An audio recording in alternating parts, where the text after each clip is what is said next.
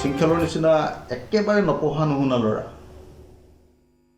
একেবাৰে বিষয়বস্তুৰ জ্ঞান নথকা, অন্নবৰতে উটি ভাহি পোৱা আৰু সদায় নিজৰ কামৰ জৰিয়তে চৰকাৰৰ সুযোগ তৈয়াৰ কৰি দিয়া আৰু সেইটোকে জীৱনৰ লাইভলিহুড ৰূপে লোৱা। জানো যে শৃংখল চলিহাক হিন্দু মুছলমানৰ কাজিয়া লগাবৰ কাৰণে মুখ্যমন্ত্ৰীয়ে পৃষ্ঠপোষকতা কৰিছে শিৱসাগৰত। মই জানো মানে নহয়, হিমন্ত বিশ্ব শৰ্মাই নিজে কৈ দিছে যে মই শিৱসাগৰত মিয়াখেদা আন্দোলনটো ময়ে পৃষ্ঠপোষকতা কৰিছোঁ। পৃষ্ঠপোষকতা মানে আপোনালোকে নিশ্চয় জানে, পৃষ্ঠপোষকতা মানে কামটো কৰিবলৈ উৎসাহিত কৰা, কামটো কৰিবৰ কাৰণে লজিষ্টিক ছাপৰ্ট দিয়া, তাৰমানে পুলিচ প্ৰশাসনক সহযোগ কৰিবৰ কাৰণে নিৰ্দেশ দি দিয়া আৰু কামটো কৰোঁতে যিবিলাক খা খৰচ হয় সেই খা খৰচবিলাক দি দিয়া, এইটোকে পৃষ্ঠপোষকতা বুলি কয় নহয় জানো? এইটোৱে পৃষ্ঠপোষকতা নহয় জানো?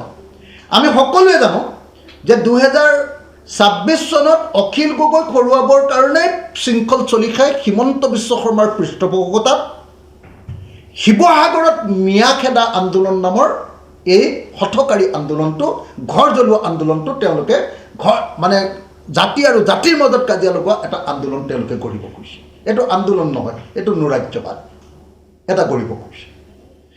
আমি জানো যে তেওঁৰ এজেণ্ডাটোৱে হ'ল যে 2021 পৰা 2026লৈকে যিহেতু অখিল গগৈয়ে অসম বিধানসভাত আটাইতকৈ বেছি ভূমিকা পালন কৰিলে, অখিল গগৈয়ে যিহেতু বিজেপি চৰকাৰক আটাইতকৈ জবাবদিহি কৰিলে, অখিল গগৈৰ যুক্তি আৰু তৰ্কৰ সন্মুখত হিমন্ত বিশ্ব শৰ্মাক খাৰা হ'বলৈ অসুবিধা হয়।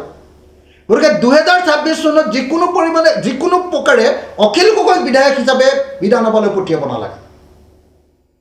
এইটো হ'ল হিমন্ত বিশ্ব শৰ্মাৰ এজেণ্ডা আৰু সেই এজেণ্ডাটোকে যে শৃংখল চলিহাই কাৰ্যকৰী কৰিবলৈ গৈছে সেইটো খাটাং। গতিকে তেওঁ কৈ আছে যে অখিল গগৈ কি 2026 চনত শিৱসাগৰত কি ব্যাপক কি ৰাজনৈতিক পৰিৱৰ্তন কৰিবৰ কাৰণে তেওঁ কাম কৰিছে। হয়, আমি জানো যে তেওঁ শিৱসাগৰ বিজেপি আৰু RSSৰ হাতত তুলি দিবৰ কাৰণে শিৱসাগৰত অখিল গগৈ অসমৰ এই সময়ৰ সংগ্ৰামী ইতিহাসৰ যিজন আটাইতকৈ বেছি সংগ্ৰামী মানুহ, সেই মানুহজনৰ হাতৰ পৰা মানে আঁতৰাই অসমৰ ইতিহাসৰ আটাইতকৈ ডাঙৰ হত্যাকাৰী চালফা এজনক, অসমৰ ইতিহাসৰ আটাইতকৈ ডাঙৰ হত্যাকাৰী চালফা এজনক শিৱসাগৰৰ আসনখন দিবৰ কাৰণে যাতে একেলগতে তেওঁলোক দুইজনে লগ লাগি গোটেই ব্যৱসায়ীবিলাকৰ পৰা ধমকি দি পইচা উঠাব পাৰিব ভৱিষ্যতে, সেইকাৰণে তেওঁ এইবিলাক কাম কৰি আছে শিৱসাগৰত। এইটোতো খাটাং। সকলোৱে জানে যে শিৱসাগৰত কোন ইলেকশ্যনত উঠিব, জানে যে অসমৰ ইতিহাসৰ আটাইতকৈ দুৰ্ধৰ্ষ সন্ত্ৰাসবাদী মানুহ মৰা, উজনি অসমৰ আটাইতকৈ বেছিকৈ মানুহ মৰা চালফা এজন বিজেপিৰ পৰা উঠিব আৰু সেই বিজেপিৰ চালফাজনক বিধায়ক পাতিবৰ কাৰণে আৰু অখিল গগৈক বিধায়ক পদৰ পৰা খেদিবৰ কাৰণে শিৱসাগৰত শৃংখল চলিহাহঁতে মিয়াখেদা আন্দোলন কৰিছে। কথাটো চাপ। সেইকাৰণে তেওঁ কৈছে যে 2026 চনত শিৱসাগৰত ৰাজনৈতিক পৰিৱৰ্তন কৰা হ'ব। কাক দিব? বিজেপি। কাক দিব?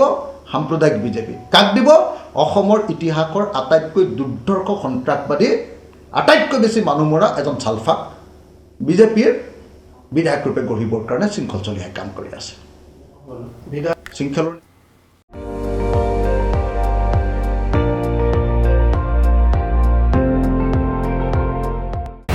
আপুনি চাই আছে ND24, সৰ্বশ্ৰেষ্ঠ নহয় সৰ্বোত্তমৰ দৌৰ।